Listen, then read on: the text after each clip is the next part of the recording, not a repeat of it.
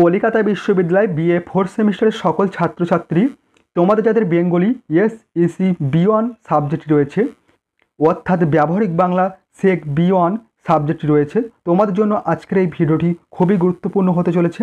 কারণ আজকের এই ভিডিওটিতে তোমাদের জন্য বাছাই করা বড় 3টি 10 নম্বরের প্রশ্নের উত্তর নিয়ে আলোচনা করব। যে প্রশ্ন 3টি তোমাদের এবছর পরীক্ষায় আসার সম্ভাবনা খুবই রয়েছে, বলা চলে তোমাদের পরীক্ষায় এসে গেছে প্রশ্ন 3টি, তাই খুবই গুরুত্বপূর্ণ হতে চলেছে তোমাদের আজকের এই ভিডিওটি।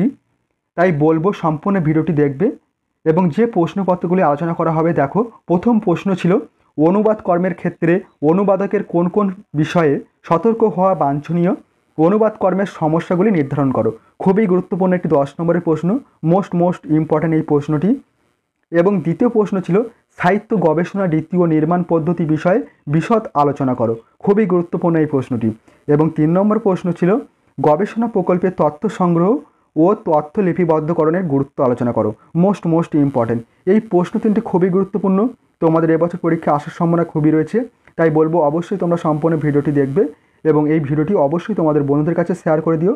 এবং তোমরা যারা আমার এই চ্যানেলে নতুন আছো, অবশ্যই তোমরা চ্যানেলটি সাবস্ক্রাইব করে রেখো এই ধরনের গুরুত্বপূর্ণ ভিডিও আরও পাওয়ার জন্য। এবং পূর্বে আমি তোমাদের অনেকগুলি বড় প্রশ্ন এবং তোমাদের এসসিকিউ প্রশ্নের উত্তর নিয়ে আলোচনা করেছি তোমাদের এই সাবজেক্টের ওপর থেকে। তোমরা যারা এখনও পর্যন্ত সেই ভিডিওগুলি দেখোনি, অবশ্যই তোমরা এই চ্যানেলের প্লে লিস্ট চেক করো। ওখানে তোমাদের সাবজেক্ট উইজ তোমাদের যে সমস্ত সাবজেক্টগুলি রয়েছে, বিষয়ভিত্তিক সাবজেক্টের প্লে লিস্ট করে রাখা হয়েছে, তোমরা সেখানে গিয়ে ভিডিওগুলি দেখে নিতে পারো খুব সহজে। চলো তোমরা প্রশ্ন 3টির উত্তর দেখে নাও। দেখো, তোমরা প্রশ্নের উত্তরগুলি দেখে নাও। প্রথম প্রশ্ন ছিল তোমাদের অনুবাদ কর্মের ক্ষেত্রে অনুবাদকের কোন কোন বিষয়ে সতর্ক হওয়া বাঞ্ছনীয়, অনুবাদ কর্মের সমস্যাগুলি নির্ধারণ করো। খুবই গুরুত্বপূর্ণ একটি প্রশ্ন, তোমাদের কিন্তু এবছর পরীক্ষা আসার সম্ভাবনা খুবই রয়েছে প্রশ্নটি। তোমরা উত্তরটি দেখে নাও। উত্তরে প্রথম পয়েন্টে বলা হয়েছে অনুবাদ কর্ম, বলা হয়েছে বিদেশি বিভিন্ন ভাষা থেকে বাংলায় অনুবাদ করা যায় এবং বাংলা থেকেও অন্য ভাষায় অনুবাদ করা সম্ভব। তাই এক কথায় অনুবাদ হলো ভাষান্তর, এক ভাষা থেকে অন্য ভাষায় নিয়ে যাওয়া। প্রত্যেক ভাষারই নিজস্ব গঠনভঙ্গি, প্রকাশরীতি ও বৈশিষ্ট্য আছে। অনুবাদে সে বৈশিষ্ট্যের যথাযথ প্রতিফলন দরকার। মোট কথা, অনুবাদে মূল সুরটি কিছুতেই বিকৃতি করা যাবে না। অনুবাদ হলো এক ধরনের শিল্প। অনুবাদ কর্মে যদি ভাষার মুন্সিয়ানা আর মূলের রূপ, রস, স্বাদ ও সৌন্দর্য অক্ষুণ্ণ থাকে, তবে অনায়াসে তা শিল্পকে ছুঁয়ে যেতে পারে। অনুবাদ কর্মের ক্ষেত্রে অনুবাদককে বেশ কিছু নিয়ম অবলম্বন করে অনুবাদ রচনা করতে হবে। সেগুলি হলো, পরবর্তী পয়েন্ট দেখো, বলা হয়েছে অনুবাদ কর্মের রীতি বা নিয়ম বা বৈশিষ্ট্য। বলা হয়েছে অনুবাদের অংশটি বারবার পড়ে ভেতরের ভাবটুকু ভালোভাবে বুঝে নিতে হবে। এবং দ্বিতীয় বলা হয়েছে মূল বাক্যে যে ক্রিয়া ও বাচ্য থাকে, অনুবাদেও সেই বাচ্য ক্রিয়াপদ নির্দেশ করতে হবে। এবং 3 নম্বর বলা হয়েছে কঠিন ভাষায় এড়িয়ে সহজ সরল ও প্রাঞ্জল ভাষায় অনুবাদ করা উচিত। 4 নম্বর বলা হয়েছে ভাষার সৌন্দর্য রক্ষার জন্য মূলের বড় বাক্যকে ভেঙে ছোট ছোট করে অনুবাদ করা উচিত।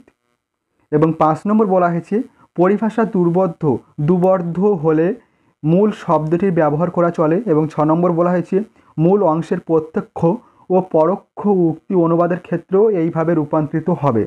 এবং 7 নম্বর বলা হয়েছে মূল রচনার ভাষারীতি অনুবাদের প্রতিফলিত হওয়া দরকার। এবং 8 নম্বর বলা হয়েছে ইংরেজি নামগুলো ইংরেজি নামরূপে অনুবাদ করতে হবে। এবং 9 নম্বর বলা হয়েছে অনুবাদ এক ধরনের শিল্প, এর ভাব ও ভাষার সামঞ্জস্য থাকতে হবে। এই ছিল তোমাদের একজন অনুবাদকের কোন কোন বিষয়ে সতর্ক থাকতে হবে অনুবাদ রচনার ক্ষেত্রে, সেগুলি আলোচনা করা হলো। এবার চলো দেখে নাও অনুবাদ কর্মের যে সমস্যাগুলি রয়েছে সেই সমস্যাগুলি দেখো। প্রথমত, অনুবাদ সবসময় সঠিক হয় না।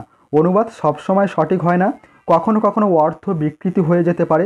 এবং দ্বিতীয় বলা হয়েছে সাংস্কৃতিক পার্থক্য অনুবাদের মাধ্যমে পূর্ণভাবে প্রকাশ পায় না। এবং 3 নম্বর বলা হয়েছে দক্ষ অনুবাদক খুঁজে পাওয়া কঠিন এবং অনুবাদের জন্য অর্থ ব্যয় করতে হয়। এই ছিল তোমাদের সম্পূর্ণ প্রশ্নের উত্তরটি। তোমরা অবশ্যই কিন্তু এই প্রশ্নটি খাতায় নোট ডাউন করে নিও এবং অবশ্যই তোমরা এই প্রশ্নটি তোমাদের পরীক্ষার খাতায় কমন পাবে এবং তোমরা উপকৃত হবে। পরবর্তী নেক্সট কোশ্চেন দেখো, তোমাদের রাখা হয়েছে সাহিত্য গবেষণার রীতি ও নির্মাণ পদ্ধতি বিষয়ে বিশদ আলোচনা করো। খুবই গুরুত্বপূর্ণ একটি 10 নম্বরের প্রশ্ন। তোমরা উত্তরটি দেখো। উত্তরে প্রথম পয়েন্টে বলা হয়েছে সাহিত্য গবেষণা বলা হয়েছে সাহিত্য গবেষণা হলো সাহিত্যের একটি অংশের সাথে সম্পর্কিত তথ্য খোঁজার প্রক্রিয়া। উদাহরণস্বরূপ একটি উপন্যাসের যে সেটিং বা ঐতিহাসিক সময়কাল সেট করা হয়েছে তা নিয়ে গবেষণা করা যেতে পারে। গবেষণা করা তথ্য সাধারণত একটি সাহিত্য গবেষণা প্রবন্ধে অন্তর্ভুক্ত করা হয়। পরবর্তী পয়েন্টে বলা হয়েছে সাহিত্য গবেষণা রীতি ও নির্মাণ পদ্ধতি বা গবেষণা রীতি ও নির্মাণ পদ্ধতি। উত্তরটি দেখো, গবেষণার যে উদ্দেশ্যের জন্যই হোক না কেন তার কতগুলি রীতি ও নীতি রয়েছে। সেগুলি হলো, প্রথম রয়েছে দেখো গবেষণার বিষয় নির্বাচন। গবেষক তার গবেষণা কর্মে লিপ্ত হবার পূর্বে কোন বিষয়ের ওপর তিনি গবেষণা করবেন সেই বিষয়টিকে তাকে নির্বাচন করতে হবে। এছাড়া উক্ত বিষয়টি তিনি কেন নির্বাচন করেছেন তার কারণ ও প্রেক্ষিতে জানাতে হবে।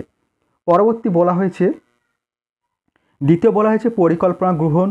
কোনো কর্মে নিয়োজিত হবার পূর্বে যেমন পরিকল্পনা গ্রহণ করতে হয় তেমনি গবেষণা প্রকল্প শুরুর পূর্বে পরিকল্পনা গ্রহণ অত্যাবশ্যক। বিশেষ করে তাকে বাস্তবায়িত করতে গেলে এবং সমাজ ও পাঠের উপযোগী করে তুলতে গেলে অবশ্যই পরিকল্পনা গ্রহণ প্রয়োজন। সুষ্ঠু পরিকল্পনায় গবেষণাকে উচ্চ মার্গে পৌঁছে দেয়। এবং পরবর্তী নেক্সট পয়েন্ট বলা হয়েছে 3 দাগে প্রকল্প প্রস্তুতকরণ। গবেষক যে প্রকল্পের উপর তার গবেষণা কার্যক্রমটি সম্পাদন করবে তা সুষ্ঠুভাবে সম্পাদনার জন্য মনোযোগ সহকারে প্রস্তুত করতে হবে। তাকে অবশ্যই খেয়াল রাখতে হবে গবেষণা কার্যক্রমটির মধ্যে যেন নতুনত্ব থাকে। গবেষণা কার্যক্রমটি প্রস্তুত করতে গিয়ে তাকে নানা গ্রন্থ ও পত্রিকায় পাশাপাশি ইন্টারনেটেরও সাহায্য নিতে হতে পারে। পরবর্তী নেক্সট পয়েন্ট বলা হয়েছে 4 দাগে বিভিন্ন উৎস থেকে তথ্য সংগ্রহ। কোনো গবেষক কোন গবেষণা কার্যে সফলতা চান বা তার কার্যটির যদি সাফল্য ও বিস্তৃতি চান তাহলে অবশ্যই করে তাকে বিভিন্ন উপাদান বা উৎস থেকে তথ্য নিয়ে সুন্দরভাবে তার কার্যটি সম্পাদন করতে হবে। পরবর্তী নেক্সট পয়েন্টে বলা হয়েছে 5 দাগে শিক্ষার বর্তমান ও ভবিষ্যৎ দিক নির্দেশনা দান। অতীত অভিজ্ঞতার আলোকে বর্তমানের শিক্ষা ব্যবস্থা নির্ধারিত হয়, বর্তমানের উপর ভিত্তি করে ভবিষ্যতের শিক্ষা ব্যবস্থা প্রণীত হয়। অতীত ও বর্তমানের মধ্যে যোগসূত্র স্থাপন করে ভবিষ্যতে কী ধরনের শিক্ষা পদ্ধতি প্রণীত হওয়া যুক্তিযুক্ত তা নির্ধারণ হয় গবেষণার মাধ্যমে। এবং পরবর্তী শেষ পয়েন্টে বলা হয়েছে মানুষের কল্যাণের অবদান।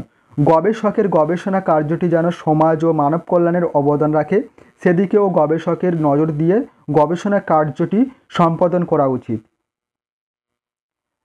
পরবর্তী নেক্সট কোশ্চেন রাখা হয়েছে দেখো, খুবই গুরুত্বপূর্ণ একটি প্রশ্ন। গবেষণা প্রকল্পে তথ্য সংগ্রহ তথ্য লিপিবদ্ধকরণের গুরুত্ব আলোচনা করো।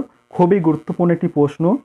উত্তরটি দেখো, উত্তরে বলা হয়েছে গবেষণা প্রকল্প সুসম্পন্ন করার জন্য ও নির্দিষ্টভাবে এগিয়ে নিয়ে যাওয়ার জন্য তাকে উন্নত মানের গড়ে তোলা প্রয়োজন। আর এর জন্য গবেষক তার গবেষণাকৃত বিষয়ের জন্য নানা উপাদান থেকে তথ্য সংগ্রহ করে থাকেন। যে বিষয়ে গবেষণা করা হবে সে বিষয়ে সংশ্লিষ্ট কোনো আচরণ, বর্ণনা বা টেক্সট, আবেগ, অনুভূতি, ব্যাখ্যা, বস্তু, তথ্যচিত্র, সংখ্যা, সংকেত, দলিল প্রভৃতি বিষয়ক প্রামাণ্য বা চলচ্চিত্র গবেষণা তত্ত্ব হিসেবে বিবেচিত হতে পারে। তবে একটা কথা সর্বাগ্রে স্মরণে রাখা জরুরি যে গবেষণার তথ্য যথার্থ হওয়া আবশ্যক।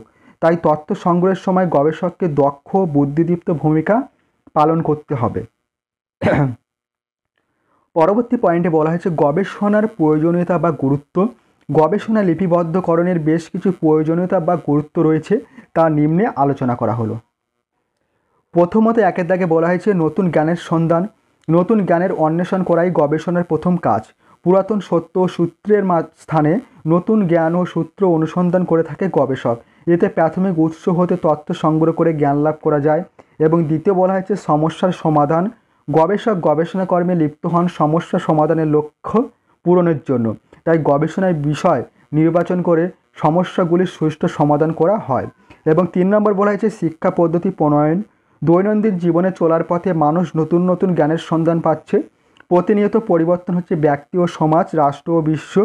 পরিবর্তিত বিশ্ব পরিস্থিতিতে শিক্ষা ব্যবস্থা পদ্ধতি কীরূপ হবে তা নির্ধারণের জন্য অবিরত গবেষণা আলোচনা প্রয়োজন। এবং পরবর্তী নেক্সট 4 দাগের পয়েন্টে বলা হয়েছে তথ্যের প্রসার। গবেষণায় নতুন নতুন তথ্যের উদ্ভাবন ও সংযোজন ঘটানো হয় যা বিষয়কৃত জ্ঞানকে নতুনের সন্ধানে ব্রতী করে। এবং 5 নম্বর বলা হয়েছে সিদ্ধান্ত গ্রহণে গবেষণা। মানুষের সিদ্ধান্ত গ্রহণে গবেষণায় বিশেষভাবে সাহায্য করে। কোন পরিস্থিতিতে কিরূপ সিদ্ধান্ত গ্রহণ করা উপযোগী হবে তা গবেষণালব্ধ জ্ঞান থেকে জানা যায়। এবং পরবর্তী সর্বশেষ পয়েন্ট রয়েছে শিক্ষা ব্যবস্থা উন্নয়ন। কোনো দেশে শিক্ষা ব্যবস্থা সুষ্ঠু বিকাশ ও অবকাঠামো নির্মাণ আবশ্যক। প্রচলিত ও স্বীকৃত সত্যের ওপর ভিত্তি করে শিক্ষানীতি ও শিক্ষা পদ্ধতি গড়ে ওঠে। প্রচলিত সামাজিক ব্যবস্থায় শিক্ষা ব্যবস্থা উন্নয়নের জন্য কোনো কল্পনাসই মনোভাব আজকের দিনে অচল। একমাত্র গবেষণার মাধ্যমে শিক্ষা ব্যবস্থার উন্নয়নের নবদিগন্ত উন্মোচিত হতে পারে। এই ছিল তোমাদের সম্পূর্ণ প্রশ্ন তিনটির উত্তর। খুবই গুরুত্বপূর্ণ এই প্রশ্ন তিনটি, তোমরা অবশ্যই কিন্তু খাতায় নোট ডাউন করে নিও এবং তোমরা এই প্রশ্নপত্রগুলি পরীক্ষার জন্য প্র্যাকটিস করো, অবশ্যই তোমরা উপকৃত হবে। ভিডিওটি আজ এই পর্যন্ত, তোমাদের সঙ্গে দেখা হবে পরবর্তী ভিডিওতে।